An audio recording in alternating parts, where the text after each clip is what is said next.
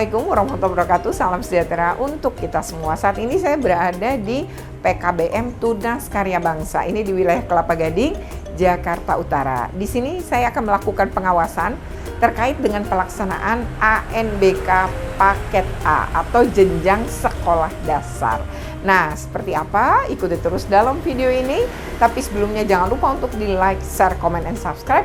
Bagi yang belum subscribe, segera subscribe untuk terus terupdate dengan video-video pendidikan dan anak. Oke, ikuti terus ya. Oh ini. Udah 111 masa Mas? Halo, udah mulai ya? Belum? Belum, masih ini Bu. Pengawasnya silang? Oh, pengawasnya silang? Silang. Dari mana pengawasnya? Apa tuh racing star? Oh, belum datang? Udah Bu. Oh, mana? Di dalam Bu. Oh, halo. Kalau Racing Star masih nanti ya. Dengan siapa? Floren. Oh iya. Floren ya. Floren. Mungkin ini udah mulai ya? Belum ya.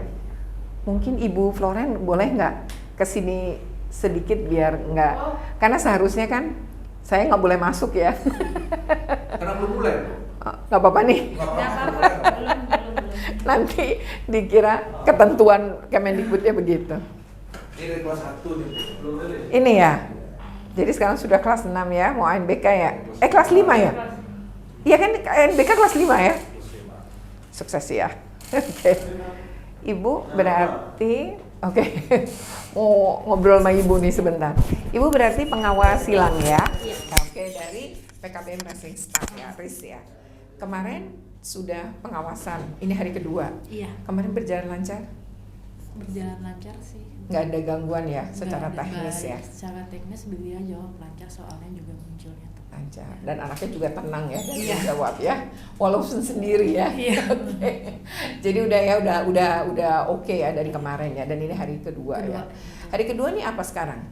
Kedua ini Apa ya, matematika ya? Apa istilahnya? Literasi. Memorasi ya? Literasi. Dengan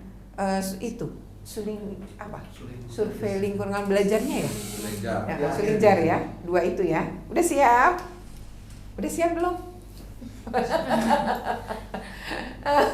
Harus ya, mudah-mudahan lancar ya adik ya. Oke. Biasa ini berapa lama sih? 2 jam? hari biasanya. Oh, 2 hari. lamanya. Kalau durasinya itu kurang lebih 2,5 jam sampai 3 jam. Cuma kan tergantung anak-anak Ngerjainnya. Tapi kemarin dia ngerjainnya cepat, lebih cepat dari waktu yang ditentukan. Iya.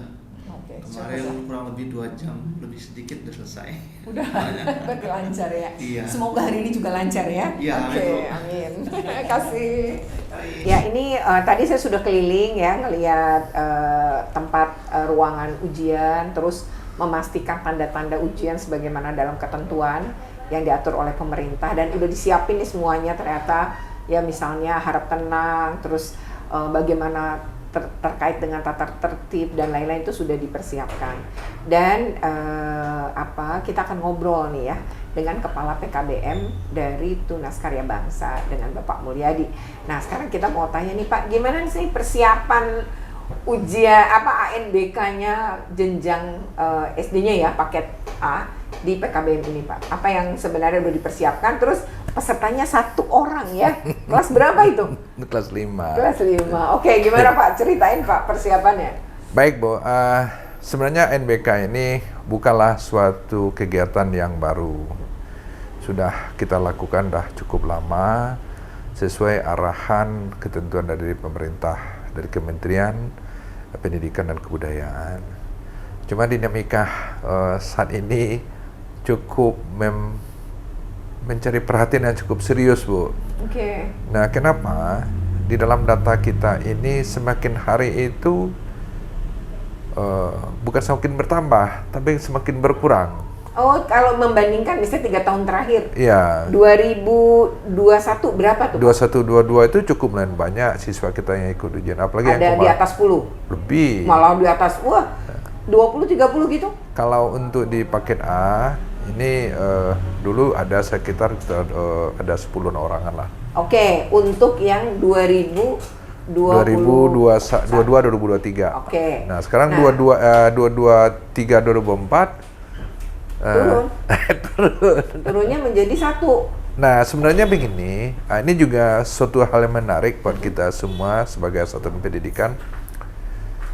Dahulu kita melaksanakan NBK itu tidak ada anak-anak yang berkemampuan khusus. Oh, oke. Jadi pesertanya yang kita sekarang ini ada yang bisa menjawab karena soal yang diberikan oleh dari NBK ini, asesmen nasional berbasis komputer ini, itu adalah anak yang memiliki kognitif inteligensinya baik ataupun normal lah. Oke. Nah, sedangkan kita melayani ada 2, Bu. Ada anak yang berkemampuan khusus, nah itu beraneka ragam. Ada autism, ada ADHD, ada kesulitan belajar, ada juga tunadaksa. Okay. Nah, hal ini kan sesuai ketentuan undang-undang kan tidak diwajibkan. Iya, betul. Kalaupun juga diikutkan, ya jelas hasilnya itu ya tidak ada.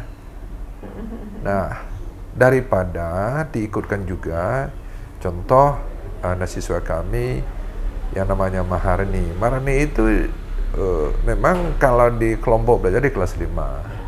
Tapi di data kami kan ada di Dapodik itu SN itu special need. Nah, itu tidak akan bisa menjawab. Kan apalagi NBK ini kan ada 2, Bu. Yang pertama sekali numerasi survei karakter. Kemudian ada literasi, ya kalau nggak salah ya, Bu. Iya, literasi terus namanya. Bukan, literasi survei karakter. Iya. Nah, hari ini pertama, kan hari pertama kedua ini numerasi dengan survei lingkungan belajar. Jadi soal-soal yang akan diberikan nanti tidak akan bisa dijawab. Ternyata hari ini hanya 1 yang bisa memenuhi syarat. Oh, oke. Jadi memang ini yang memenuhi syarat ya. Ini yang memenuhi syarat. Nah, ini menjadi suatu perhatian ya bagi saya sebagai penanggung jawab. Ini ke depan seperti apa gitu. Dan ini di luar dugaan sekali, Bu. Oke, benar-benar sebuah perubahan yang sebenarnya nggak pernah diduga juga gitu ya? Ya, tidak pernah diprediksi ya sebelumnya. Ya. Dan itu pasti dialami PKBM lain juga ya? Nah, ini tergantung apakah PKBM tersebut itu memberi layanan atau tidak, kita kan nggak tahu. Tapi PKBM HI Tunas Kara Bangsa tidak akan ada namanya perbedaan. Semua anak-anak bangsa kita layani. Dilayani dengan tanpa diskriminasi. Oh, itu kita sangat tidak suka adanya diskriminasi. Cuma hal-hal ini kalau untuk anak-anak reguler, nah kita sangat siap. Oke. Dan ini sebenarnya kalau yang kelas 5 sebenarnya ada beberapa berarti ya? Iya, Bu. Tapi yang memenuhi tadi hanya 1. Hanya 1. Maka itulah yang diikutkan. Itulah diikutkan. Iya, karena memang ketentuannya juga demikian ya, memenuhi tadi ada persyaratan yang boleh dengan tidak boleh atau ini yang disebut dengan memenuhi atau tidak memenuhi Pak tadi ya. Iya. Nah, akhirnya di sini hanya 1 gitu. Oke. Nah, walaupun 1, saya lihat persiapannya tetap betul-betul full ini ya gitu, walaupun misalnya hanya 1 melayaninya ya. Ya. Pengawasnya pun silang. Ya, jadi siswa ini termasuk istimewa, Bu. 1 ruangan, 1 kelas, 1 pengawas. Luar biasa ya. Luar biasa. Dan tapi tetap benar-benar dijalankan dengan profesional loh. Iya, ya. Bu. Dan ini harapannya ke depan gimana nih Pak? Kalau terkait ini nih situasi yang barusan diceritain. Kalau masalah harapan, Bu, ngomong apa ya? Jadi dinamika saat ini adalah yang kami hadapi saat ini dengan adanya nomenklatur kita itu pendidikan masyarakat pendidikan khusus. Nah, sekarang bergesernya sangat luar biasa. Dahulu kita anak yang putus sekolah, ada anak korban bullying, ada juga itu adalah atlet ya. Nah, sekarang ini sudah banyak sekali yang di tingkat sekolah dasar kelas 1 ya. Kelas 2 itu sangat banyak yang anak-anak yang berkebutuhan khusus, anak disabilitas gitu. Nah, harapan kita ke depan yang pertama ya, kita juga berharap daripada pemerintah ya, butuh bimbingan lebih intens. Karena kami kalau untuk memberikan pendidikan yang reguler itu baik dari tim pengajar, administrasi itu sudah siap. Ya. Sangat siap. Sangat siap. Terbuktinya anak didik kita ini banyak yang melanjutkan pendidikan tinggi, SMP-nya unggulan, SMA unggulan. Kalau untuk di perguruan tinggi, itu yang contoh yang tahun ini ya Bu ya, itu ada diterima di Universitas Diponegoro, Semarang. Bahkan juga masuk SMP-nya SMA unggulan.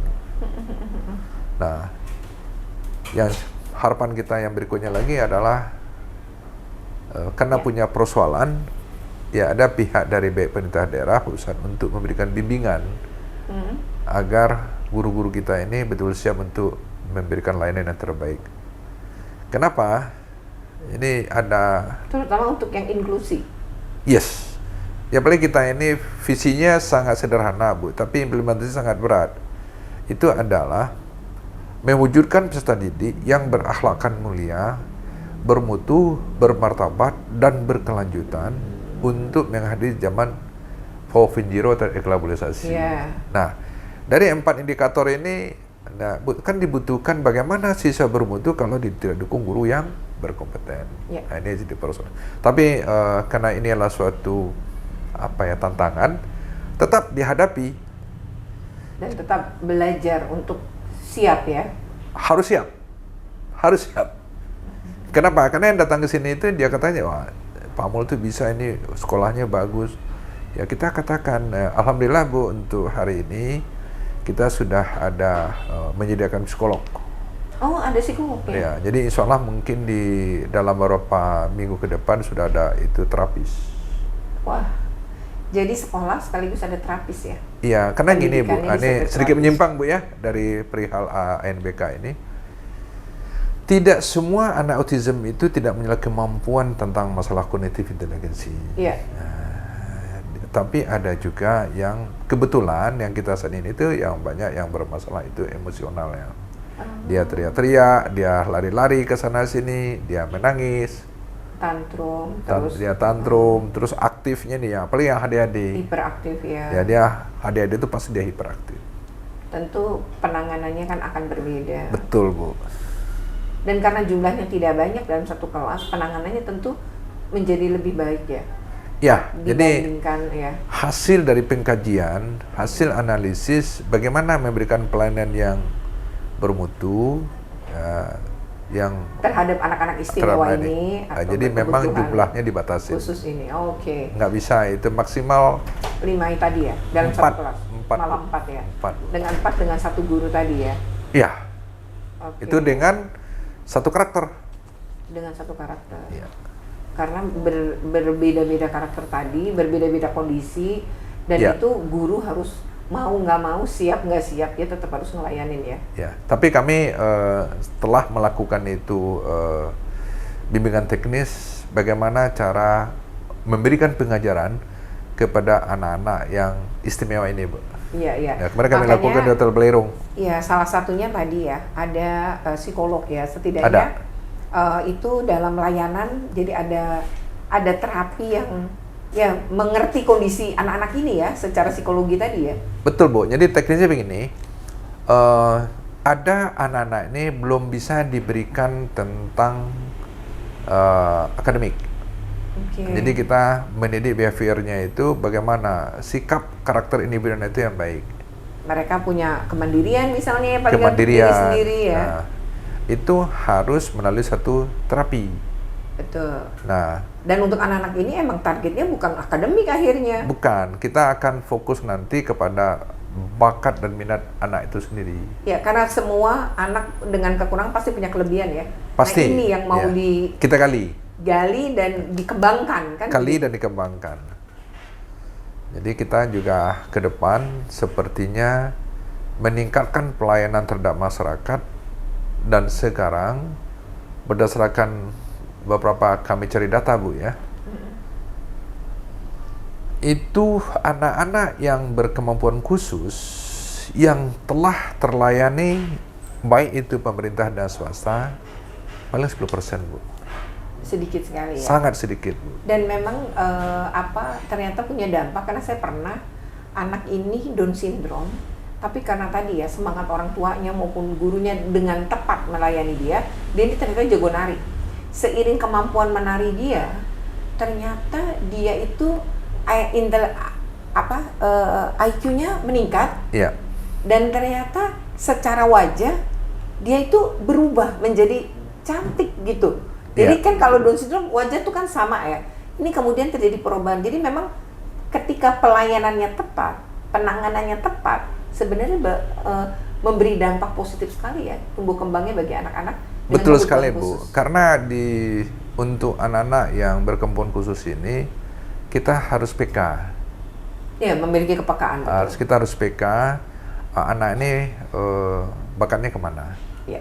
Kita juga kemampuan di mana? Kenapa? Ada 2 hal pilar yang harus kita perhatikan. Itu yang pertama emosi, yang kedua kognitif inteligensi. Oke.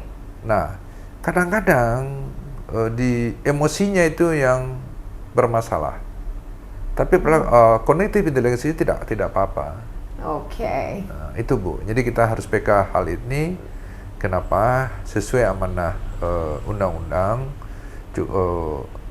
cukup jelas ya. Di Undang Dasar 45 Pasal 1 itu semua warga negara berhak mendapatkan pendidikan yang layak. Ya. Dan ini adalah salah satu upaya, maka tadi terobosan terbarunya dari PKBM ini adalah memiliki psikolog tadi ya. Karena Ya. memang dibutuhkan profesional untuk penanganan. Nih anak ini harus kayak gimana? Ya. Harus ada ahlinya. Betul. Ya, dan itu sesuatu pasti tidak murah juga, tapi ini bagian dari layanan pendidikan ya. Ya.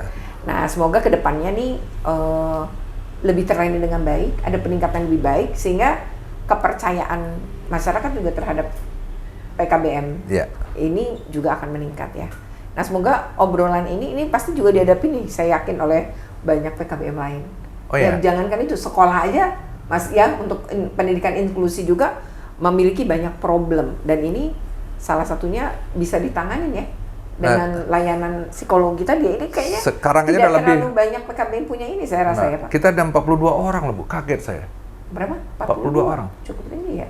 Cukup signifikan itu Dengan perkembangan. jumlah guru? Guru ada 14. Ya, itu ya memang signifikan banget gitu ya untuk satu ini, dan itu mudah-mudahan sih ke depan bisa kebantu dengan psikolog ini ya. Ya. Ini terobosannya saya rasa menginspirasi dan perlu juga menjadi pertimbangan banyak PKBM dan bahkan mungkin banyak sekolah-sekolah inklusi ya. Pemerintah juga lewat pemerintah daerah ya mestinya memang membantu ya agar anak-anak ini, anak-anak istimewa ini atau anak dengan kebutuhan khusus tersendiri ini memang bisa terlayani gitu ya dengan baik. Saya rasa ini hal yang kita ngobrolin ANBK sebenarnya, tapi memang menyentuh akhirnya. Makanya sekolah ini hanya satu, lantaran yang lain memang dengan kondisi yang tadi ya, kebutuhan khusus tadi ya Pak ya. Iya. Nah, oke ya, kita semoga nih hal kayak gini juga dapat menjadi perhatian pemerintah sebagai bentuk solusi dan dukungan bagi PKBM maupun lembaga-lembaga pendidikan formal lain juga.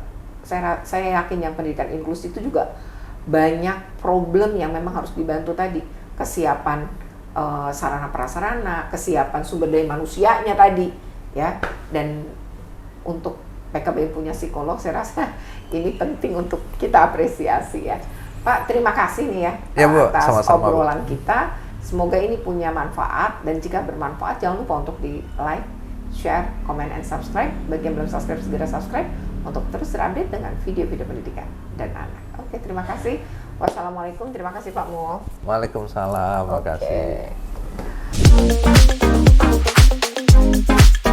Oke.